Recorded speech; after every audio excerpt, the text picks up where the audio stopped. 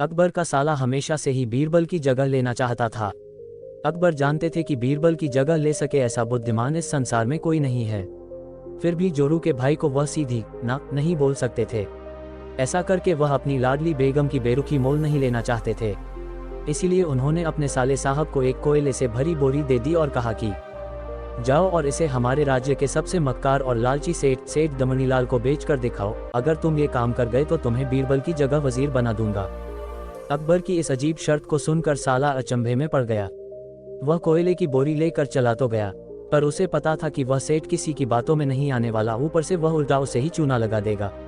हुआ भी यही, सेठ दमनीलाल ने कोयले की बोरी के बदले एक ढेला भी देने से इनकार कर दिया। साला अपना सा मुंह लेकर महल वापस लौट आया और अपनी हार स्वीकार कर ली। अब अकबर ने वही काम बीरबल को करने को कहा।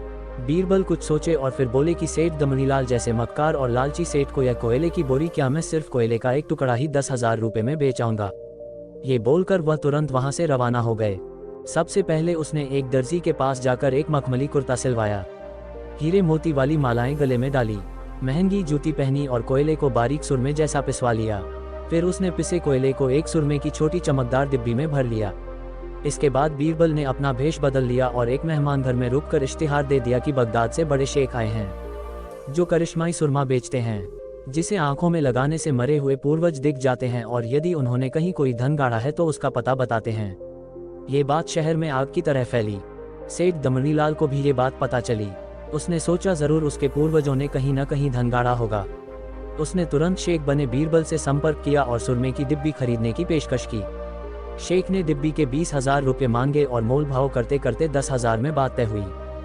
पर सेठ भी होशियार था। उसने कहा मैं अभी तुरंत ये सुरमा लगाऊंगा और अगर मुझे मेरे पूर्वज नहीं दिखे तो मैं पैसे वापस ले लूंगा। बीरबल बोला बिल्कुल आप ऐसा कर सकते हैं, चलिए शहर के चौराहे पर चलिए और वहां इसे जांच लीजिए। सुरमे का चमत्कार देखने के लिए भीड़ इकट्ठा हो गई। तब बीरबल ने ऊंची आवाज में कहा ये सेठ अभी ये चमत्कारी सुरमा लगाएंगे और अगर ये उन्हीं की औलाद हैं जिन्हें ये अपना माँ बाप समझते हैं तो इन्हें इनके पूर्वज दिखाई देंगे और बड़े धन के बारे में बताएंगे। लेकिन अगर आपके माँ बाप में से किसी ने भी बेईमानी की होगी और आप उनकी असल औलाद नहीं होंगे तो आपको कुछ भी नहीं दिखेगा।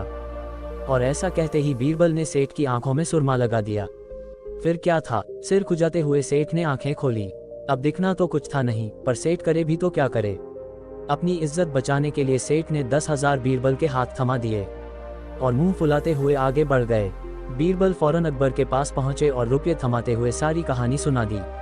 अकबर का साला बिना कुछ कहे अपने घर लौट गया और अकबर बीरबल एक दूसरे को देखकर मंद मंद मुस्काने लगे। इस किस्से के बाद फिर कभी अकबर के साले ने बीरबल का स्थान नहीं मांगा।